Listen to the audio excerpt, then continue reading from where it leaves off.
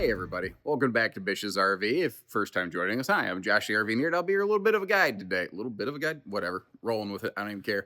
Uh, Behind us here, this is it's a really awesome option for a family, maybe either looking for their first RV ever, and you've got a decent tow package, half ton or larger kind of pickup, or you've had a no slide RV or a hybrid camper or something like that, and you're like, I need more space, I need it hard sided, I don't want soft side tents like a pop up. That's where this one kind of comes in right here. Now, this is the Xplor series of Transcend, which is kind of where the whole Grand Design family of tandem axle travel trailers starts right here. It really sets the groundwork and the tone for the rest of the family. But it's still, what I love about this is how many really intelligent, everyday, practical camping features they have included with this. Just the silliest little things sometimes, like a wastebasket integrated into the kitchen, a roller to put paper towels. Just those smart little details. It's amazing how many far more expensive RVs literally don't figure out, what do I do with my garbage every day? Because you're going to make garbage every day, especially in a bunkhouse camper like this. Guarantee you that. The kids are going to want some kind of oatmeal raisin pies or something. I don't even know. Monkey berry fruit, something. But the underbelly is enclosed. It does have a walkable roof. It's ladder prepped. It doesn't actually have the ladder on it, but it's easily added. You can just pick that up. There's no install required. You just slap it on the side of the trailer, good to go. Decent awning space on this one, and a fairly respectable little camp kitchenette with a pull-out little cooktop area and Dad's medicine cabinet where you keep the bottled water and the barley pop. It's been a while since I went through this one. As I recall, it has fairly decent traveling access to it. I think that's one of the other really nice benefits of this floor plan. But another thing I like about it, the seating in the living room all faces inward. It's very social. There's a great spot to add a TV if you want one, but if you're like, I don't go camp and watch TV, this is a really nice family model if you're stuck inside on a rainy day. But you know what really makes me laugh about this floor plan? This floor plan in the RV fossil records, as it were, is old. This is not a new floor plan. It's a floor plan that the mainstream RV market kind of forgot about. But there have always been brands like, I remember for a long time, like Shasta, Apex, some brands like that built versions of this floor plan for years. I don't know that they ever quit. I know that Jayco made something like this for a while and then they quit. And now they do again too. It's really funny how that happens sometimes. I love that little entry. What do we call that? Drop your crap stop. But the open shelves could be clutter cut and shoe garage kind of stuff. Yeah, anyway. Now, the seating is not quite as light colored as is looking on camera right now. That's dangerously close to being like bananas and cream. If I get up here a little bit more closely, some of the light pollution dies out, and somewhere in there is kind of the way it really looks. The problem is my camera likes to constantly light and color adjust stuff. So it's one of those situations. I guess what I want you to understand is take what you see on camera with a grain of salt. I do my very best to try to represent these as accurately as possible. It's why I don't use fisheye lenses. But nothing beats seeing it with the naked eye, because I'm the guy that runs the camera, and I'll tell you, the camera lies. That's just the only way I can say it. The camera lies, guys. Anyway, back to this drop your crap stop over here. One of the interesting things is it actually has an easily missed little pet-friendly kind of feature included. Or at least it's supposed to. Anyway, this bottom drawer is supposed to have a pair of little plastic bowls, basically, that could act as pet dishes. You can take them out, obviously, because they're not there. But they're supposed to kind of be available. I like the handy drawers and everything right next to it. Dinette can fold into a sleeper. There's a little bit of storage below it. I obviously haven't demonstrated that. I'll try to remember to circle back and do that. If I forget, my apologies. Moving on from there, I'm going to plop over here on the sofa ever so daintily real quick, like the little southern gem that I am. If you want to add a TV, really good spot for it.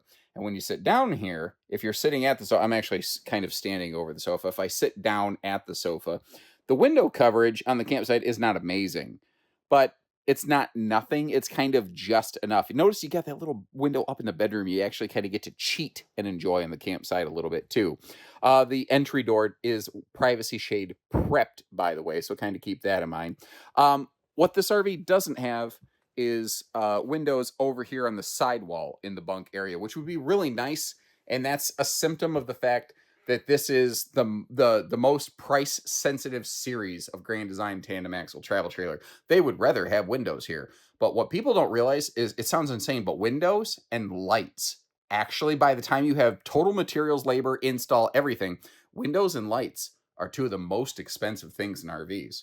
The oven's like number three. Well, you might notice this RV, they do pretty good on lighting. They don't do any more windows than they have to, and this RV does not have a propane oven. Those are all dead giveaway signs that they're trying to be careful with the budget on this. And if you want fancier, they have fancier. I like the fact they still included the double curtains, a curtain for each bunk. That's a nice touch right there.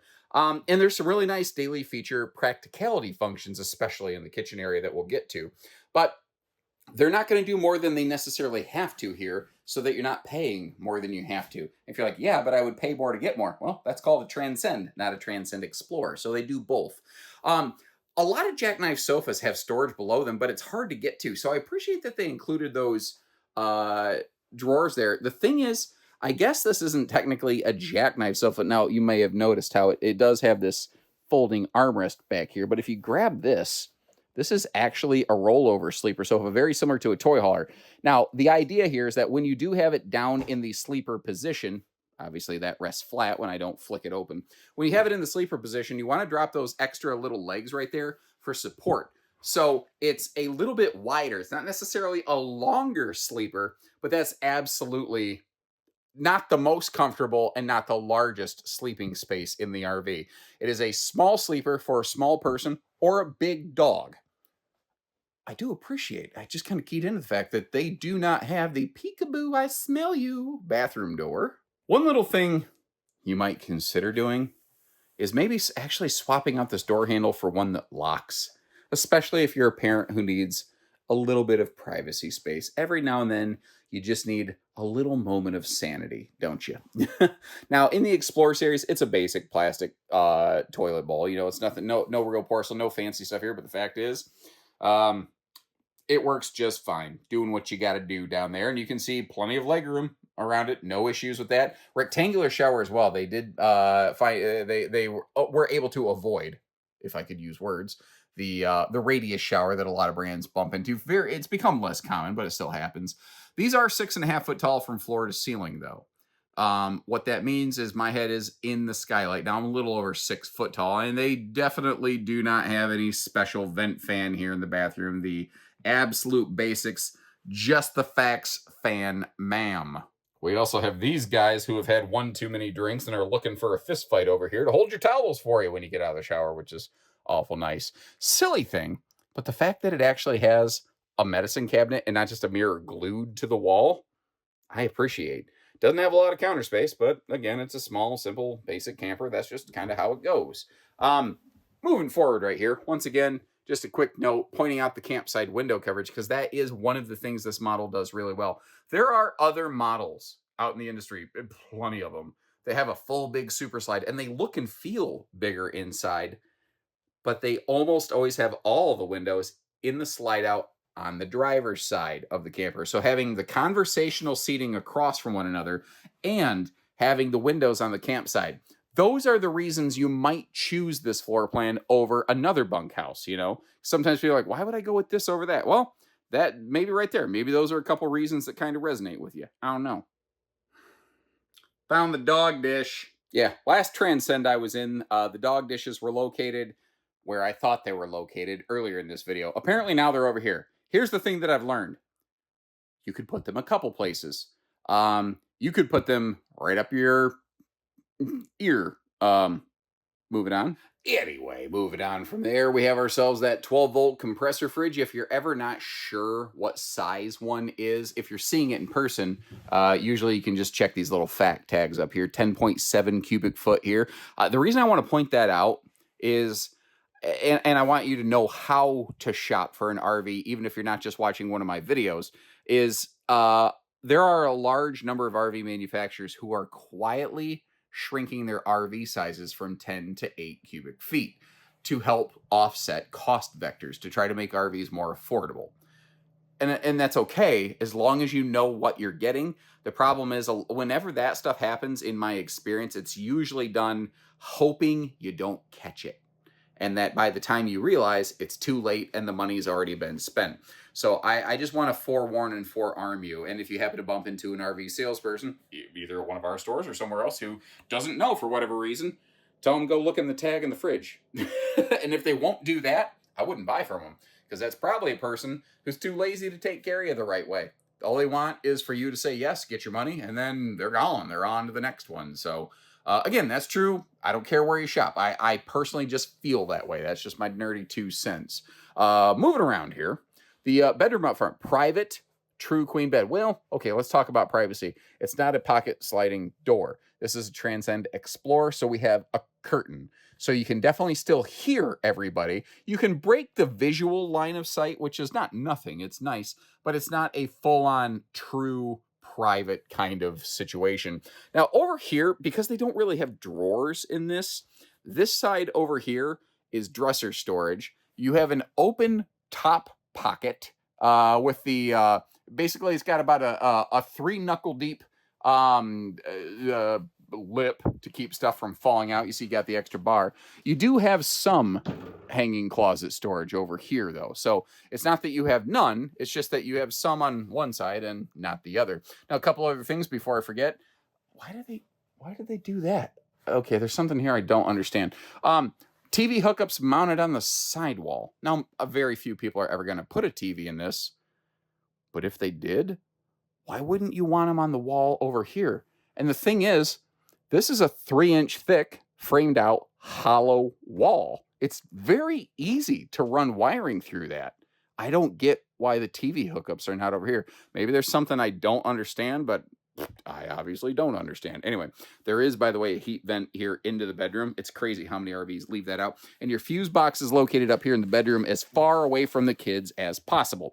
And if you notice, I didn't have to do any Steven Spielberg movie magic, because the bed is very easy to lift. Just a very generic under the bed storage footlocker trunk thing. By the way, really good kitchen outlet placement. I didn't really register that before.